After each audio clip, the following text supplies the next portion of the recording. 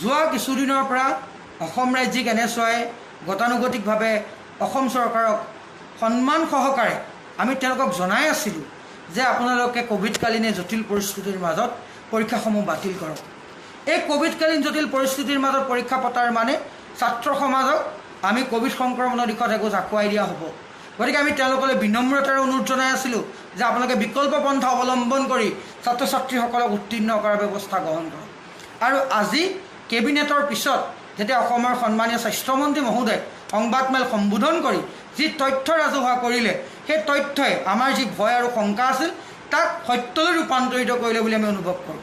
তেওঁ কৈছে যে 0 পৰা 18 বছৰ বয়সৰ ভিতৰত কোভিড সংক্ৰমণৰ হাৰ হৈছে 14.8%। তেওঁ কৈছে যে 11 বছৰৰ পৰা 18 বছৰ বয়সৰ ভিতৰত কোভিড সংক্ৰমণৰ হাৰ হৈছে 10%।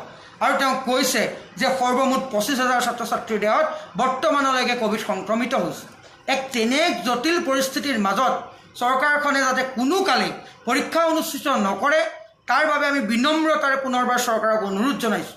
অসমৰ সন্মানীয় শিক্ষামন্ত্ৰী মহোদয়, অসমৰ সন্মানীয় মুখ্যমন্ত্ৰী মহোদয়, আপোনালোকক বিনম্ৰতাৰে অসম ৰাজ্যিক NSOৰ তৰফৰ পৰা আমি অনুৰোধ জনাইছোঁ যে জটিল পৰিস্থিতিৰ মাজত আপোনালোকে পৰীক্ষাসমূহ অনুষ্ঠিত নকৰি বিকল্প পন্থা অৱলম্বন কৰি ছাত্ৰ ছাত্ৰীসকলৰ ভৱিষ্যত সুনিশ্চিত কৰাৰ উদ্দেশ্যে আপোনালোকে উচিত সিদ্ধান্ত গ্ৰহণ কৰক।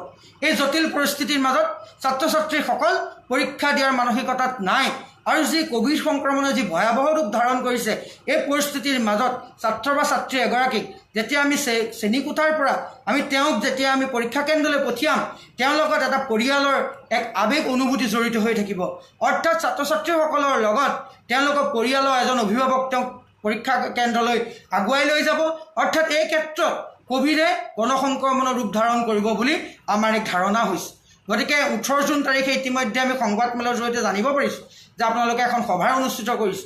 গতিকে আমি বিনম্ৰতাৰে তাৰ আগতে আপোনালোকক জনাব বিচাৰোঁ যে কোভিডকালীন এই জটিল পৰিস্থিতিৰ মাজত আপোনালোকে পৰীক্ষা পতাৰ পোষকতা নকৰি আপোনালোকে পৰীক্ষা বাতিলৰ পক্ষত আপোনালোকে থিয় হওক আৰু পৰীক্ষাসমূহ বাতিল কৰক আৰু বিকল্প পন্থা অৱলম্বন কৰি